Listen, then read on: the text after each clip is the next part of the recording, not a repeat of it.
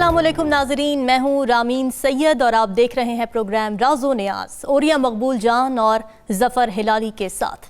नाजरीन, पीटीआई की आज लाहौर में रैली जारी है, लेकिन इन हालात में कि तोशाखाना केस और खातून जज को धमकी देने के केस में दोनों में अदालतों ने इमरान खान की हाजिरी से इस्तिस्ना की दरख्वास्तें मुस्तरद करते हुए उनके नाकाबिल ज़मानत वारंट गिरफ्तारी जारी कर दिए हैं और वारंट पर अमल दरामद का हुक्म भी जारी कर दिया गया है। और ये सब अब क्या देख रहे हैं, आज जहां एक तरफ लाहौर में पीटीआई की रैली रवां दवां है, वहीं दूसरी जानिब इस्लामाबाद पुलिस भी लाहौर में मौजूद है। कोई तसादुम होते देख रहे हैं आप? देखिए, इमरान खान के बारे में पहले भी बताया था कि 3 बुनियादी केसेस थे। एक तोशाखाने वाला केस है, एक जो है उसका अपना टेरियान वाला केस है, और तीसरा जो है उनका वो तीसरा एक और केस है जिसके अंदर उसके वो ये खातून वाला केस जो है इसके अंदर। असल मसला ये है कि इन तीनों की कोई वक़्त हैसियत उस वक्त नहीं। टेरियान वाला केस की तो आज धज्जियाँ बिखर गई ना, यानी वो जो जज ने जो रिमार्क्स दिए हैं, ये पहले भी जज ने रिमार्क्स दिए हुए थे कि क्या सूरत हाल है, आप कैसे इसको कह रहे हैं सब कुछ। कि एक आदमी जो है या तो टेरियान आके कहे, वहाँ पर आके बताए कि क्या ये मेरा बाप है, मुझे बाप नहीं मानता तो मुझे माने, ठीक है। अगर वो उसने सरप्लस लिखा हुआ है उसका, तो ये तो आपको साबित करना पड़ेगा ना कि उसका बाप है कि नहीं। वरना तो मैंने पहले कई दफ़ा कहा है कि अब्दुस्तार ईदी के कई लोगों के उसके ऊपर सरप्लस के नाम होते हैं। तो एक तो बड़ी इंपॉर्टेंट चीज़ ये गई। दूसरा है उसका केस जो है वो भी जज का केस, उसमें इमरान खान को उसके हाई कोर्ट ने पहले लिया था। हाई कोर्ट में बकायदा इमरान खान को उन्होंने बकायदा रगेदा, बुलाया और कहा कि आप माफ़ी मांगें। फिर इमरान खान जो थे वो उसके अदालत में गए, वो जज वहाँ मौजूद नहीं थी, खुद जाकर उसने कहा कि मैं माफ़ी मांगने के लिए आया हूँ, मैंने गलत किया, और पब्लिकली भी उन्होंने कहा। अब इस वक्त लगता यह है कि इमरान खान के पास के लिए उनके पास कोई केस नज़र नहीं आता।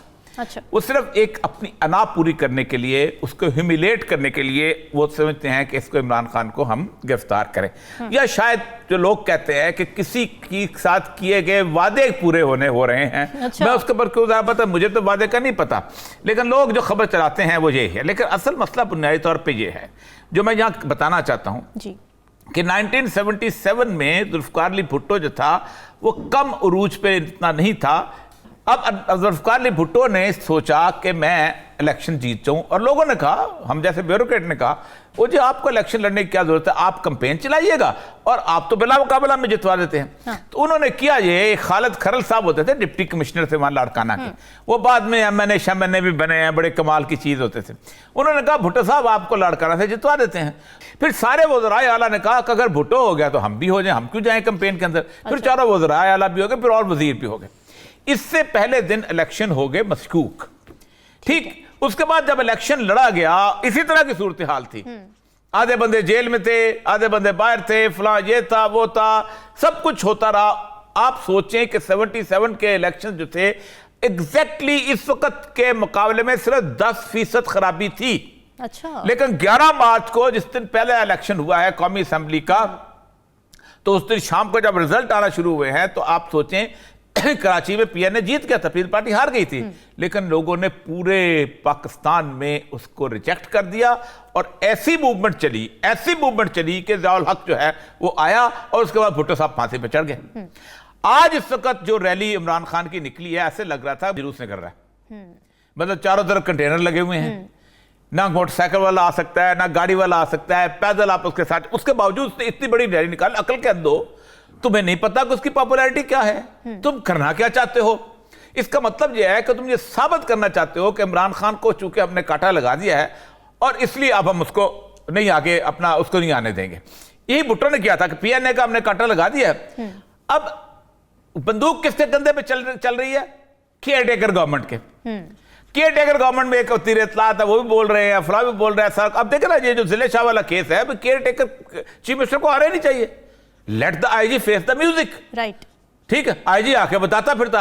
असल मसला यह है कि इस वक्त सिविल एडमिनिस्ट्रेशन बहुत अजीबोगरीब मखमसे में है।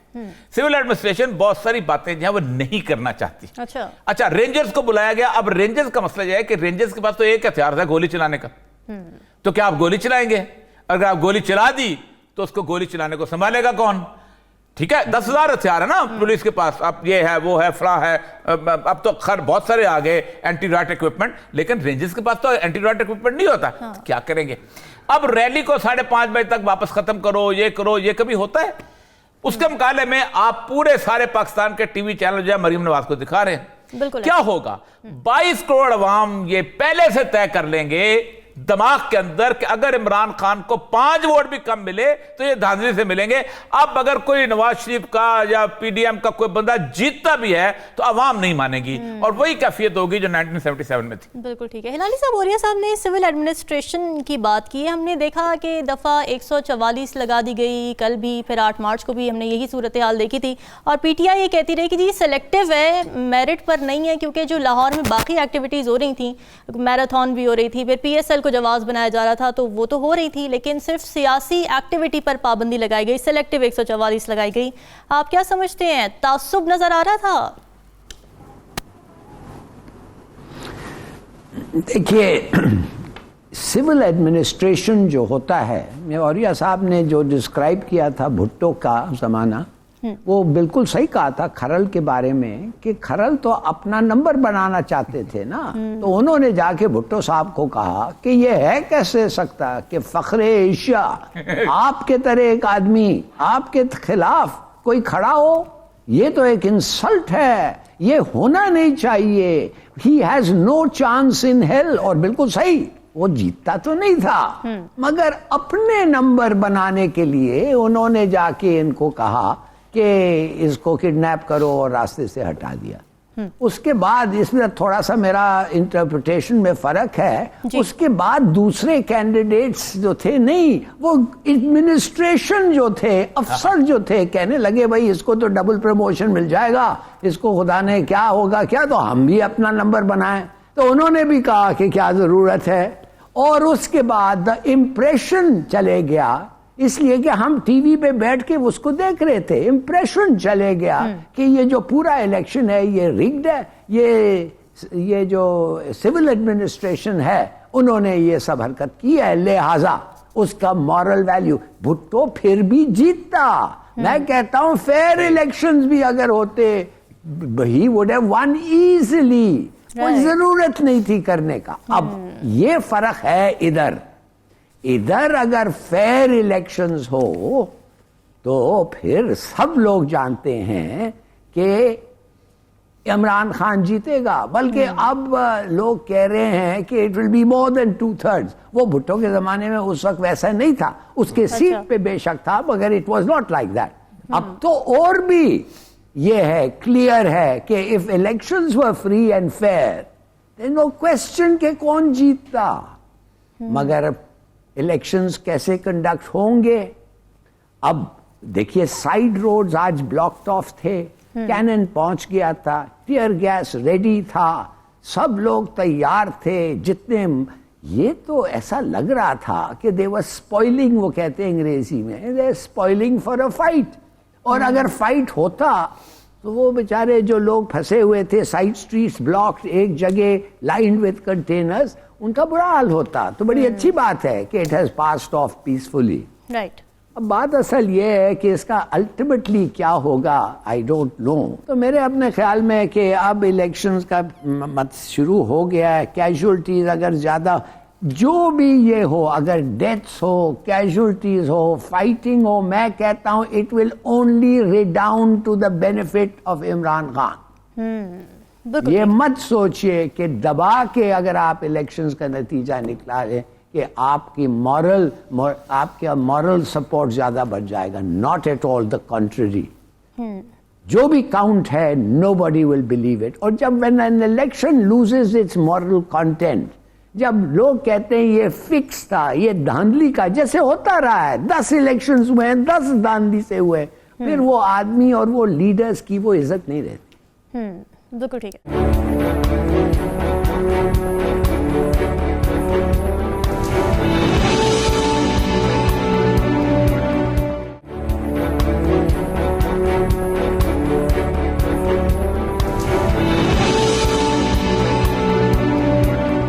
औरिया साहब, हमने देखा देखा कि खान साहब के वकील की जानिब से मुख्तलिफ केसेस में जब हाजिरी की बात हुई तो उन्होंने सिक्योरिटी थ्रेट्स को जवाज़ बनाया। आज भी जब तोशाखाना केस हाजिरी से एक बार फिर इस्तिस्ना की दरख्वास्त की गई थी तो उसमें भी वकील इमरान खान ने यही कहा जी सिक्योरिटी थ्रेट्स हैं।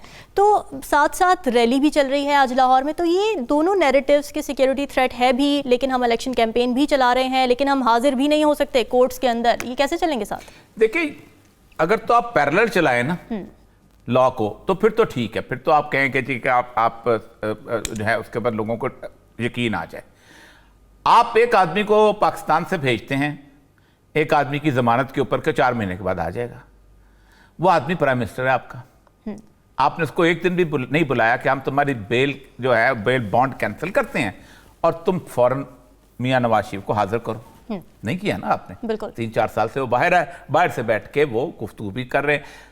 दूसरा, आपने इस सारे अरसे के अंदर अगरचे के नैब के अंदर शहबाज शरीफ की भी पेशी होती रही, ये सारी पेशियां किसके ज़माने में होती रही? ये सारी पेशियां होती रही हैं जब नवाज शरीफ खुद प्राइम मिनिस्टर था। पहला पनामा उसी के ज़माने में आया, निकाला कब गया? शाहिद खाकान अब्बासी के ज़माने से पहले निकाला गया और शाहिद खाकान अब्बासी के ज़माने में फिर उसको सजा हुई। बिल्कुल। फिर जब वो निकाला गया तो मुझे क्यों निकाला कि वो पूरी रैली जो थी वो अंडर थी गवर्नमेंट स्पॉन्सरशिप, डीसी, कमिश्नर, उसके बाद सारे के सारे जो थे उस वक्त उनके अपने थे, वो बाकायदा सिक्योरिटी देते थे। मुझे अच्छी तरह याद है कि जिस वक्त उनकी वहां से निकली सिक्योरिटी, वहां से उसकी पंजाब हाउस से, तो बहुत थोड़े लोग थे। अच्छा। और वही 300-400 लोग जो कि वहां पर खड़े थे, 3,000-3,500 लोग थे वहां पर खड़े पुलिस के, वही अगर 110 लोगों को डंडे मारते तो रैली ना निकलती, रैली नहीं आना था। तो असल मसला यह था कि एक तो आपकी ट्रीटमेंट उनके साथ बिल्कुल मुख्तलिफ रही है। जब चाह आपने उनको जैसे जिस तरह की चाहे रिलीफ दे दी। हमजा शहबाज नीचे बैठा हुआ था अपने तय खाने के अंदर, कोर्ट लगी, कोर्ट को रिलीफ दे दी। फिर उसके बाद एक तो यह है कि अब इस वक्त लग ये रहा है कि इमरान खान के साथ खास तौर पे उसकी वजह यह है कि एक तो यह है कि जेन्युइन थ्रेट तो मौजूद है ना इमरान खान के ऊपर, वो तो इससे इनकार ही नहीं कर सकते सर। एक दूसरी बात यह है कि वो अपनी बुलेट प्रूफ गाड़ी में बैठा हुआ है। कोर्ट प्रेमिसेस बुलेट प्रूफ नहीं होता। कोर्ट प्रेमिसेस ऐसी चीज होती है जिसके अंदर कोई भी आ सकता है। फिर दूसरी बात वो कहता है कि मसला यह है कि मेरा तो शक ही हुकूमत के ऊपर है, जब मुझे मरवाएगी तो मैं उसके हाथ में अगर मैं चला जाऊं तो मेरे लिए तो मसला बन जाएगा। फिर तीसरी बात यह है कि जुर्म इस तरह का नहीं है कि जिसके ऊपर कहा जाए कि भाई आपको फौरी तौर पर सजा देनी है। ये जुर्म इस तरह के हैं जिसको आप 2 महीने, 3 महीने, 4 महीने, 5 महीने आगे भी चला सकते हैं। मतलब इलेक्शन कमीशन का जो जुर्म है, जो उसका तोशा खाने का, ये नवाज शरीफ का केस जो है तोशा खाने का, जरदारी का केस तोशा खाने का गुज़श्ता 6 साल से चलता चला आ रहा है, लेकिन पेशी नहीं हो रही।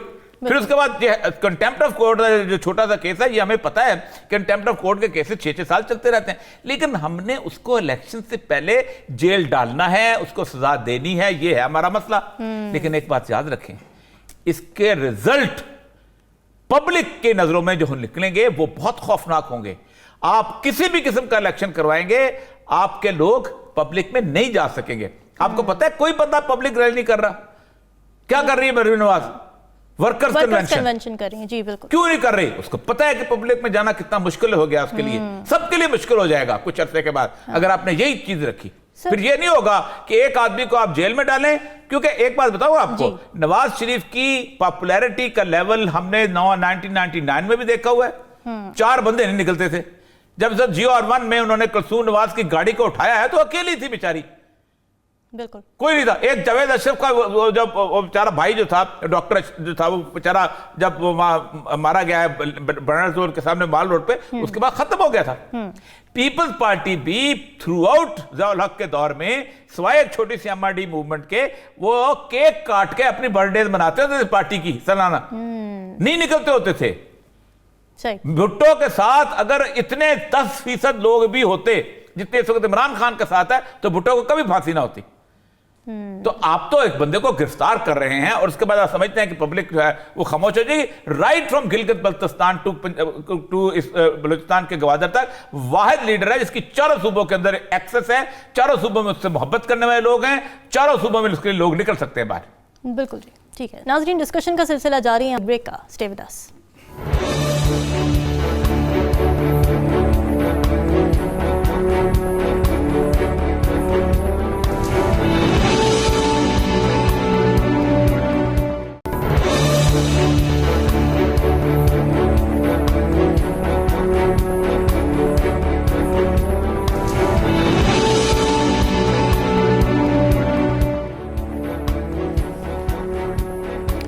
वेलकम बैक जी। तोशाखाना का 2002 से अब तक का रिकॉर्ड पब्लिक कर दिया गया है, जिससे जाहिर होता है कि हुक्मरान रहने वाले तकरीबन सभी बड़े नामों ने इस बहती गंगा में हाथ धोए हैं। इस सिलसिले में एक बड़ा सवाल यह है कि आया सबने तोशाखाना के कवायद व ज़वाबित की पासदारी की? बहरहाल अदालत ने हुकूमत को तोशाखाना का 2002 से पहले का रिकॉर्ड भी पेश करने का हुक्म दिया है। चुनांचे उम्मीद ये की जाती है कि इस मामले में भी जल्द दूध का दूध और पानी का पानी हो जाएगा। अच्छा, और ये सब जो लिस्ट पब्लिश की गई है उस पर बात करने से पहले हम थोड़ा तोशाखाना को डिस्कस कर लेते हैं कि तोशाखाना है क्या, उसके कवायद व ज़वाबित क्या हैं, कीमत कैसे तय होती है, कौन तय करता है और कीमत तय करते वक्त कौन से फैक्टर्स को नज़र में रखा जाता है? देखें, दो तीन चीज़ें बहुत अहम हैं इसके अंदर। एक तो पहली बात तो ये है कि 2002 से रिकॉर्ड इसलिए पेश किया गया है कि 2002 से पहले 1980 बल्कि 88 ऑनवर्ड बेनज़ीर दो दफ़ा रह चुकी हैं और नवाज शरीफ साहब 2 दफ़ा रह चुके हैं।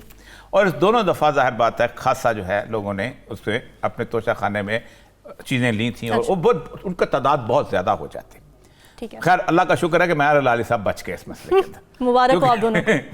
लाल साहब उन्होंने अगर हमसे पहले वाला किया होता तो हम बच के दरबार से वो आने वाली, वो वाली लिस्ट भी आने वाली है। अब मसला सारा ये है कि ये होता क्या है तोशाखाना। तोशाखाना बुनियादी तौर पर होता ये है कि जिस वक्त आप एक जगह जाते हैं तो आप भी कुछ तोहफे लेके जाते हैं, सही, किसी को देने के लिए। ज़ाहिर बात है खाली हाथ तो जाते नहीं हैं। और वहां से जब आते हैं तो आपको फिर वो एक पैकेट आ जाता है बराह रास्त तोशाखाना में कि जिसमें लिखा होता है कि प्राइम मिनिस्टर को ये चीज़ है, फलाने को ये है, फलाने को ये है, फलाने को ये है। क्योंकि ये तो नहीं हो सकता ना कि वो बहुत बड़ी बड़ी चीज़ें जो हैं वो आपको उसको सामने हाथ में पकड़ाते फिरे, ये रूटीन। वो जब तोशाखाना के वाले के पास आ जाता है तो वो फिर जिस बंदे के नाम चीज़ आई होती है वो उस बंदे को कहता है कि आपके नाम की चीज़ आई हुई है, क्या आप are you intended to buy this? Right. उसमें फिर एक रूल है कि 3 लोग जो होते हैं, FBI federal bureau of revenue जो है, ठीक है, उसके 3 बंदे की एक कमेटी बनती है और एक बनती है जनरल पब्लिक में से। अच्छा, मतलब जो लोग होते हैं कोई किसी मतलब कॉर्पोरेट से कोई कि बताओ भाई इस चीज की कीमत क्या है। ठीक है, उन तीनों के दरमियान होता यह है कि अगर 25% का फर्क हो, मतलब फॉर एग्जांपल अगर ये ऐनक मिली है और ऐनक अगर जो है ये 5,000 रुपए की है, उन्होंने असेस की, और दूसरे ने अगर कहा कि नहीं 5,000 की नहीं है, ये कुछ 4,000 की है, तो 4,000 वाले को एक्सेप्ट कर लिया जाता है, जस्ट टू गिव एक मार्जिन की चलो ठीक है। उसके बाद 2018 का जो रूल है उसके तहत तकरीबन 15% के करीब जो है वो उसकी वैल्यू लगा के तो उसको बाद उसको दे दी जाती है कि तुम इसको खरीद लो। अब ये उसकी मलकियत है, वो उसको जो मर्जी करे, अपने बेटों को दे, अपनी बेटी को दे, अपनी बेटी के जहेज में दे, अच्छा, ठीक, अपनी बीवी को पेश कर दे, बेच के घर बना ले, ये उसकी मलकियत है। एक तोहफा जब किसी को मिल गया तो ये उसकी मलकियत है। अब ये केस तो ऐसा इतना बड़ा नहीं था, लेकिन चूंकि इमरान खान को हमने जलील करना था और घड़ी चोर कहना था, उसके बाद हमने ये शुरू कर दी। इसके अंदर है कि 2 चीजें तो बेची ही नहीं जा सकती।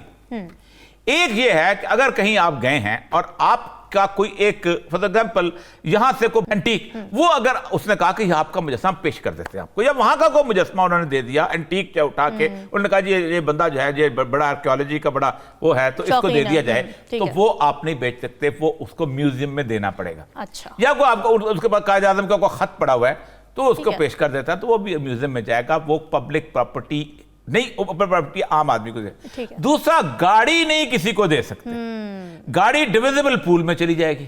उस वक्त नवाज शरीफ साहब नए आए थे इंग्लैंड से वापस, ठीक है जी, और आके उन्होंने इलेक्शन कैंपेन शुरू की थी, और उसके बाद शहबाज शरीफ साहब की हुकूमत नहीं बनी थी पंजाब में जी, ऊपर बनी थी किसकी हुकूमत? यूसुफ रजा गिलानी की। तो फिर ये ला तो आपने उठा के पड़े फेंक दिया। उसमें मेरे जैसे ब्यूरोक्रेट जो होते हैं ना, वो एक बड़ा शानदार किस्म का नोट बनाते हैं। अच्छा, और नोट ये बनाते हैं कि he has been the ex prime minister, बड़ा गरीब मस्कीन आदमी है, गाड़ी नहीं खरीद सकता है, अच्छा, और इस तरह के हालात है उसके, इसलिए इसको रूल्स रिलैक्स करके इसको गाड़ी दे दी जाए। और चूंकि ये मर्सिडीज जो है ये वो है अपना क्या नाम है बुलेट प्रूफ है, तो इसको दे दी जाए। ये ऐसी चीजें हैं जो बनाए, और नोट बना होगा, आई एम श्योर किसी सेक्रेटरी कैबिनेट ने ये नोट बनाया होगा, क्योंकि ऐसे कोई अपने बला सर पर नहीं लेगा। कोई भी बोर्ड ऑफ रेवेन्यू को सेक्रेटरी कैबिनेट हो वो कहे जी मुझे गाड़ी दे दो, उसने बकायदा एक नोट बना होगा और कैबिनेट से मंजूरी हुई होगी या प्राइम मिनिस्टर से समरी गई होगी। इसके साथ साथ और बहुत सारे ऐसी चीजें हैं जी। असल मसला ये है, जब आपने कानून बनाया हुआ है तो फिर या तो उस कानून को पूरे उस पर इंप्लीमेंट करो। जी आया था चला गया। ये बिल्कुल टर्की वाला हाल है। टर्की में अदनान मंजरीस और जलाल बायार दो बंदे थे, फौज ने कर दी कू। राइट। इंतहाई ईमानदार लोग थे, इंतहाई शानदार लोग थे। ना उनकी फाइनेंशियल करप्शन मिली, ना उनकी मॉरल करप्शन मिली, ना कोई और चीज मिली। जलाल बायार को उन्होंने कहा, ओहो आप अफगानिस्तान गए थे तो अफगानिस्तान में दो मेंढे जो थे उन्होंने आपको पेश किए थे। अच्छा। जैसे हमारे यहाँ घोड़े भी पेश करते हैं। हाँ। तो आपने उस मेंढे को जनाब हो तोशाखाना भी जमाने का आपने ज़िबह करके खा लिया। इसी तरह जलाल बायार के ऊपर भी उन्होंने तोशाखाना का केस बनाया था, जाना उसका अदनान मंजरीस को। आज कुछ अर्सा पहले पार्लियामेंट ने उनकी सजा खत्म की, जेल के अंदर उसको दफन किया हुआ था अदनान मंजरीस को, उसको बाहर निकाला और सरेआम चौक के अंदर उसका मकबरा बनाया। तुम लोग तमाशा बनाते हो माशरे का, लोगों के जज्बात से खेलते हो। और घड़ी चोर और घड़ी चोर, अब आप अपनी जो मरियम औरंगजेब ने जो घड़ी पहनी हुई है वो किसका चोर? हमारा दोस्त सलीम बुखारी बेचारा मेरे साथ प्रोग्राम करता रहा। अब बुखारी साहब लगता है रोलेक्स की फैक्ट्री सिर्फ पाकिस्तान के लिए बनाई गई थी कि जहां घड़ियां बेची जाए।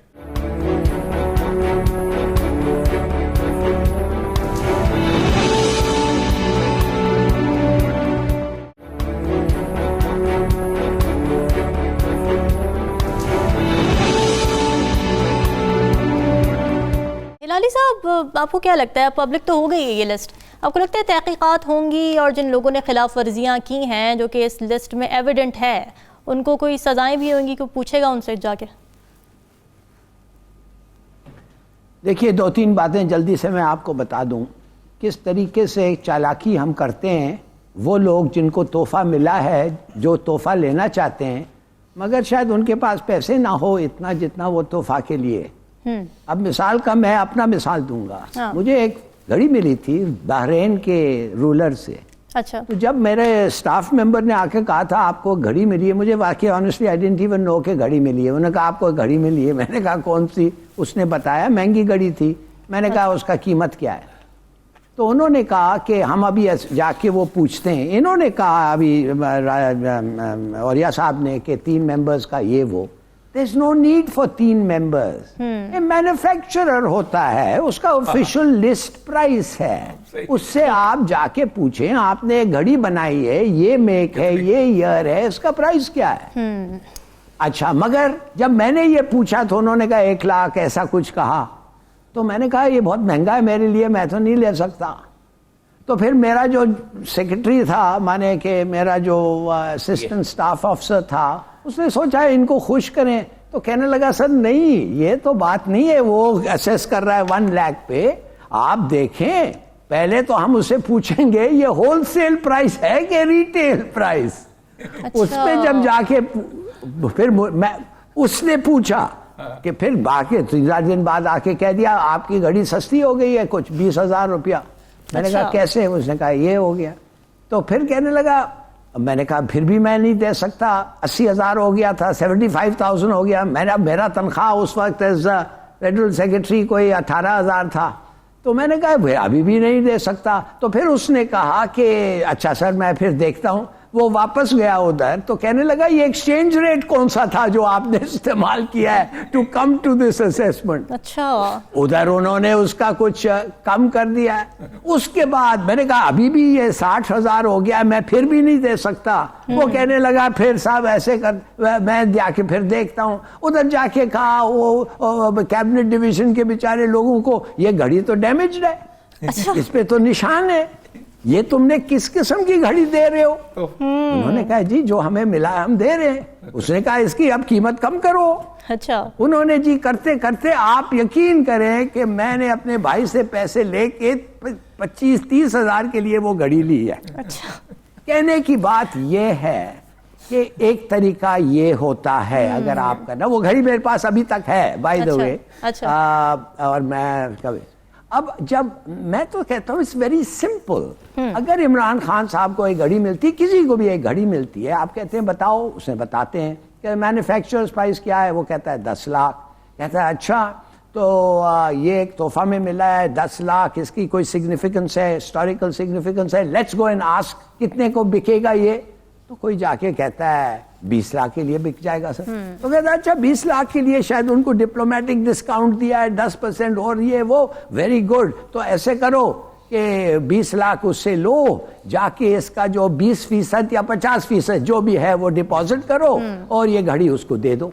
अच्छा, there is nothing illegal in that, वो इलीगल नहीं है, वो लिखा तो नहीं हुआ है ना कि वो घड़ी तो आप लेकिन सर असेसमेंट में अगर बदनीयती शामिल हो, असेसमेंट ही ठीक ना लगाई जा रही हो, तो फिर तो उसको भी कटहरे में लाना चाहिए, उस पर भी तहकीकात करनी चाहिए। भाई आप अगर बदनीयती करते हैं तो वो 3 लोगों को, अगर ये वैसे जैसे और ये साहब कहते हैं कमेटी है, उनको पकड़े ना, मैं तो नहीं असेस करता, वो खुद लिख के देते हैं क्या है प्राइस। असेसमेंट टीम की सर मैं बात कर रही हूँ कि उन्हीं पर तहकीकात होनी चाहिए ना कि उन्होंने गलत क्यों फिगर्स दिए। अच्छा, मसला पता है क्या है, उसके उन पे अब आप कह रहे हैं, अब आप कह रहे हैं उन पे होनी चाहिए, जस्ट सॉरी टू इंटरप्ट, आप उन पे होनी चाहिए। भाई प्राइम मिनिस्टर पूछ रहा है आपसे, प्राइम मिनिस्टर के तरफ से उसके जो लोग हैं उससे प्रेशर डाल रहा है कि कम करो। आप इतने दिलेर आदमी हो कि आप कहेंगे अच्छा तो नो मैं नहीं करता, नहीं आप कर देते हैं। What I am trying to say is कि ये जो बड़े बड़े लोगों को मिलते हैं, इन लोगों के पास पावर होता है, प्रेशर होता है, वो पोस्ट कर सकते हैं, ट्रांसफर कर सकते हैं, खुदा जाने क्या क्या नहीं कर सकते हैं, तो उनका भी ये काम नहीं होना चाहिए। मगर ये कहना कि आपने तोहफा लिया और बेच दिया और उस पर पैसे कमाए, सॉरी किधर लिखा हुआ है कि आप अपना तोहफा नहीं बेच सकते? बिल्कुल बेच सकते हैं, बल्कि बेहतर है आप ऐसी महंगी घड़ी क्या करेंगे, पहन के बेचो और घर बनाओ, अगर घर बनता है उससे, माने कुछ ऐसी चीज करो जो आपको और भी it's of lasting value to you।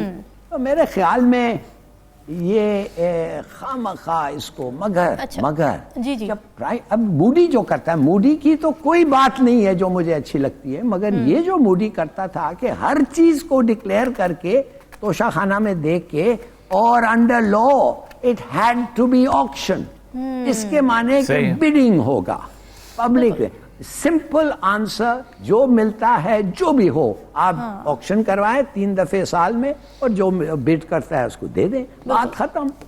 मगर हम लोग ये भी नहीं कर सकते। ये क्या जरूरत है? जो आदमी आके डिक्लेयर करता है the time he becomes prime minister, सुना ये है कि $50 मिलियन वो डिक्लेयर कर रहा है, आई एम वर्थ $50 मिलियन। सही है। और फिर जो आपको तोशाखाने में से मिलता है वो लाभ ले जाते हैं उसको। कुछ चीजें मुश्किल है समझने के लिए, बहरहाल may be he has an explanation.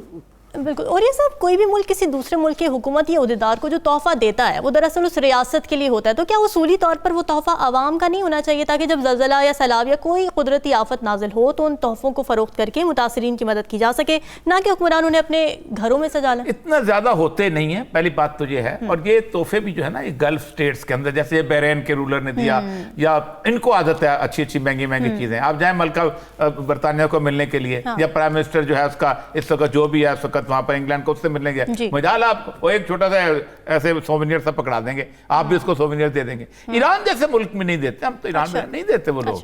असल मसला ये है कि इसको मैं तो समझता हूं कि अगर आपने करना ही है तो इसको ऑक्शन करके ये अच्छा आइडिया है, वापस रखे, ताकि आप भी जो तोहफा लेके जाते हैं, जाहिर बात है खाली हाथ तो कोई नहीं जाता, तो उनकी कीमत वहां से निकाली जा सके और सब कुछ किया जा सके। लेकिन एक बात मैं बताऊं आपको जी, कोई बंदा भी जिसको कोई भी इस किस्म की असाइनमेंट होती है, जब वो किसी और जगह जाता है तो यकीनन उसकी ख्वाहिश होती है कि जो चीज उसको पेश की गई है वो उसके पास रिटेन करे एज ए सोवेनियर के तौर पे। ठीक है। तस्वीरें हैं या को आप देखें, आप जगहों पे जाते हैं, आपको जो शील्ड मिलती है, आप शील्ड आपको लगा के रखी होती है उसने, आप कि मैं फलां कॉलेज में गया अपना, उसके बावजूद भी उसको कहा जाए कि अगर आप खरीदना चाहते हैं तो ये इसकी अपना वैल्यू है मार्केट।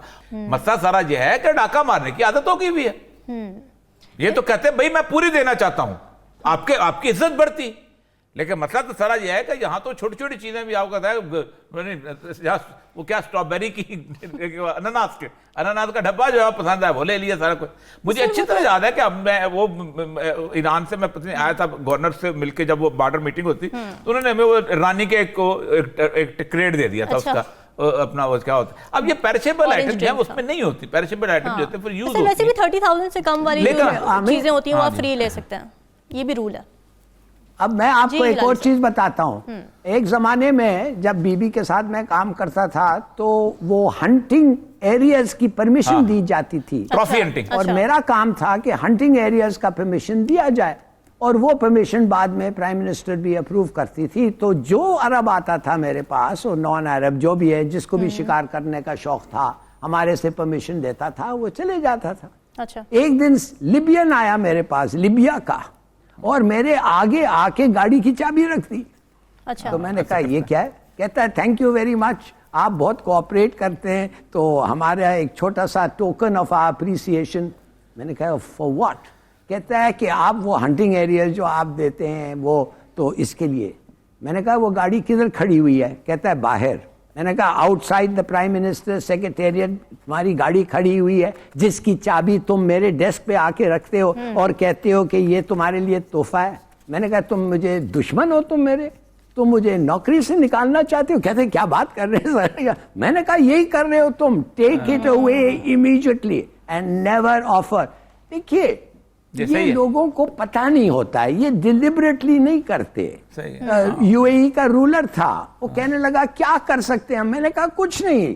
तो कहने लगा मेरा जो आदमी कह रहा है कि आप ईरान से वापस आ रहे हैं on the way back from Pakistan on official visit, मेरी दावत पे आप एक दिन रुके as a guest of UAE. अच्छा। तो मैंने कहा कि देख रही हूँ अगर छुट्टी मिल जाए तो मैं करूंगा। इत्तेफाकन वो था, तो एक दिन के लिए मुझे उसने रखा है। अब इनको ये बड़ी इंटरेस्टिंग स्टोरीज है। देखना ये कि जिन लोगों के नाम सामने आए हैं इस लिस्ट के अंदर कोई कार्रवाई होती भी है या नहीं। नाज़रीन डिस्कस सुनिए, कल हाजिर होंगे मजीद अहम मौज़ूआत के साथ। हमें दीजिए इजाज़त। अल्लाह हाफ़िज़।